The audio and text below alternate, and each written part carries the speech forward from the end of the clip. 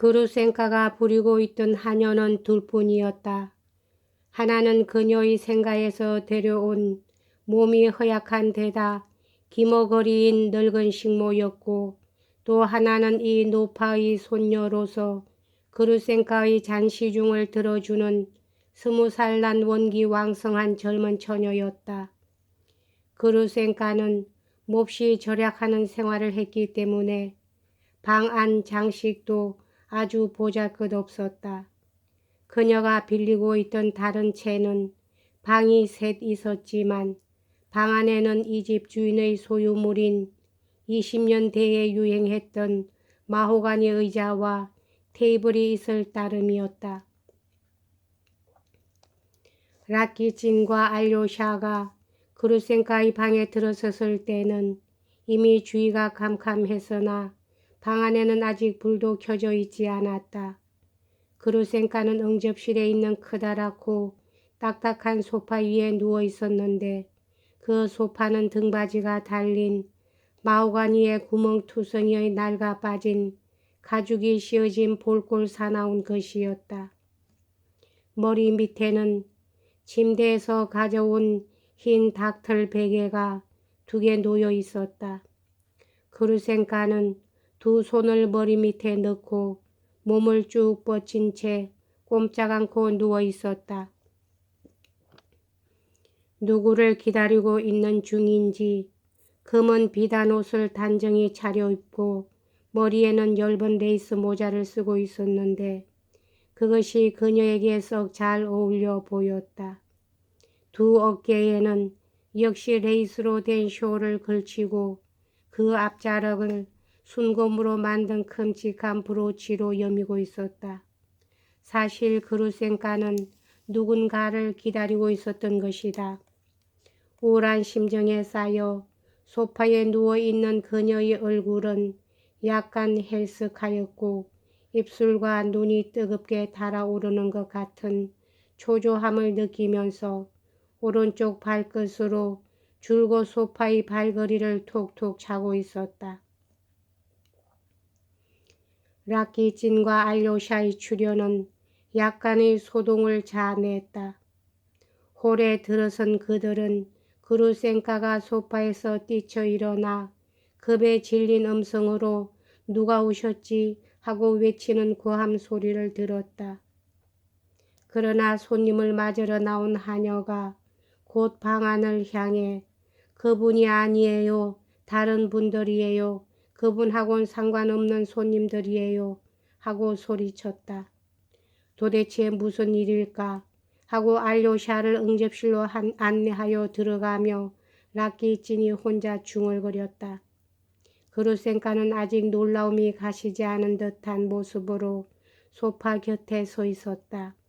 치렁치렁한 밤색 머리털이 레이스 모자 밑으로 흩어져 내려와 어깨를 덮었으나 그녀는 머리칼이 흘러내린 것도 모르고 손님들의 얼굴을 찬찬히 살펴보고 누구인가를 확인할 때까지 머리를 매만지려 하지 않았다. "어머나 라키뜨까, 당신이었군요. 난 또 누구라고.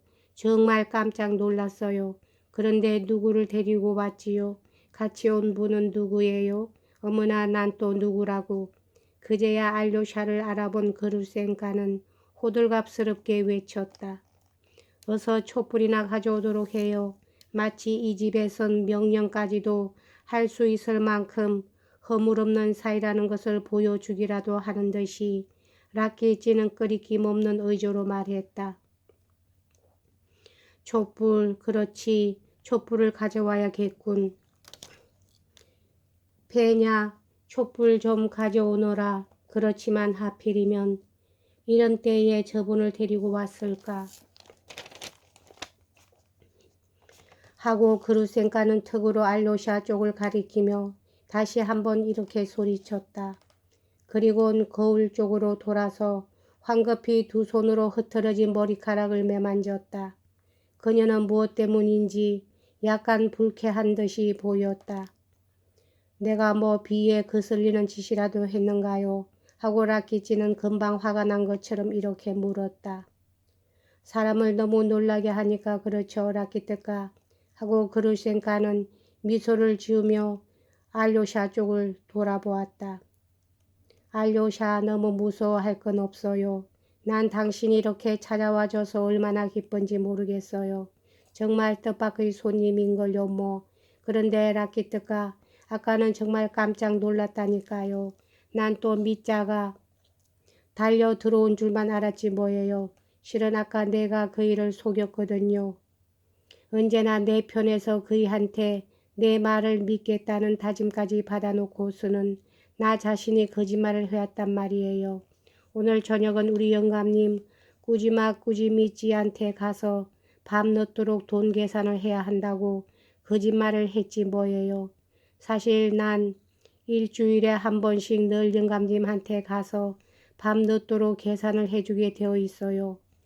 우린 안에서 방문을 잠그고 그이가 주판으로 계산을 하면 난 옆에 앉아서 장부에 기입하는 거예요. 그이는 나 한 사람밖에 아무도 신용을 하지 않거든요. 아마 미자는 내가 거기에 가 있는 줄만 알 거예요. 그렇지만 난 집에 들어앉아서 지금 이렇게 혼자 좋은 소식을 기다리고 있는 중이죠. 그런데 페냐가 어째서 당신들을 들어오게 했을까? 페냐, 얼른 밖에 나가서 대문을 열고 대위님이 부근에 계시지 않나 보고 오너라. 어쩌면 숨어서 살피고 있을지도 몰라. 아유, 난 정말 무서워 죽겠다니까. 아무도 없어요. 아그라페나 알렉산드로보나 방금 내다본 거려. 또 줄곧 문틈으로 밖을 내다보고 있어요. 저도 무서워서 이렇게 벌벌 떨고 있는 거려. 덤문은 모두 닫혀있니? 커튼도 내리는 게 좋겠다. 이렇게 하며 그루센카는 제 손으로 두터운 커튼을 내렸다. 이렇게 하지 않으면 그이가 불빛을 보고 곧장 달려올 거야.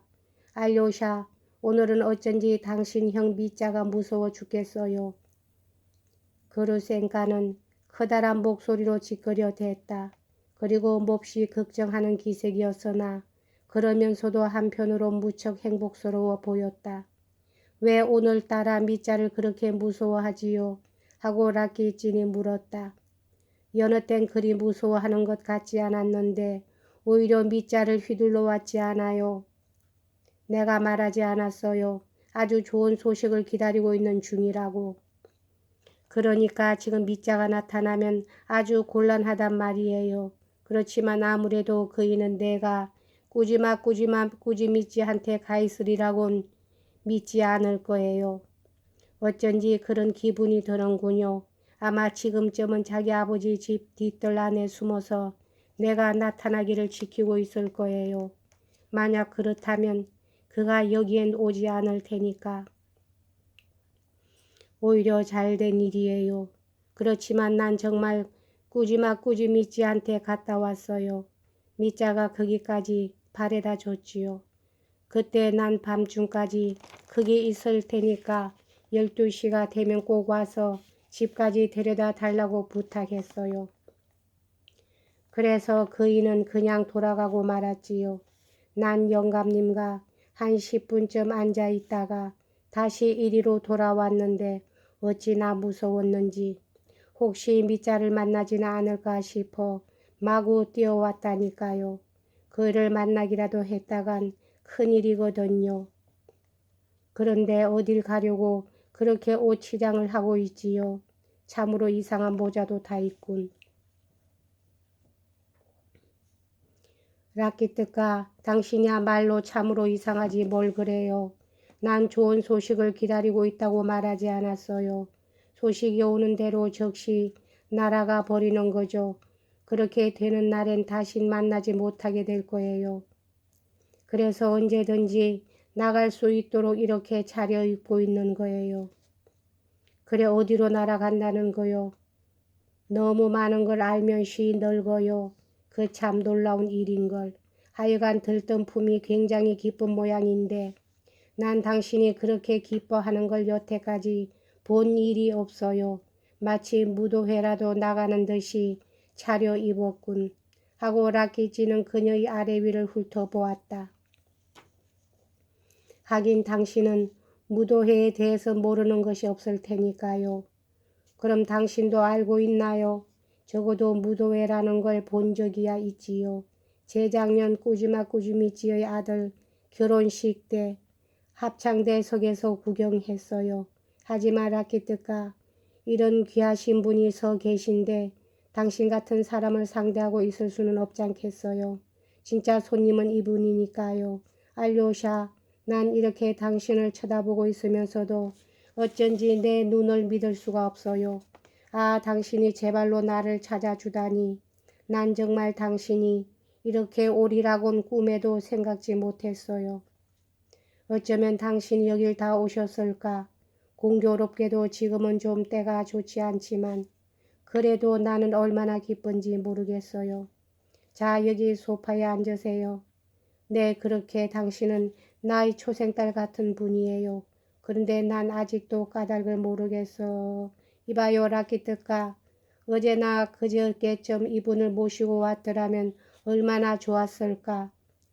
그렇지만 어쨌든 나는 기뻐요. 어쩌면 그저께가 아니라 바로 이런 순간에 모시고 온 게 차라리 잘 됐는지도 모르지. 그루센카는 가벼운 몸짓으로 소파에 앉더니 알료샤와 나란히 자리를 잡고 기뻐서 어쩔 줄 모르겠다는 듯이 알료샤의 얼굴을 바라보았다. 사실 그녀는 진심으로 기뻤던 것이다. 여기까지 하겠습니다.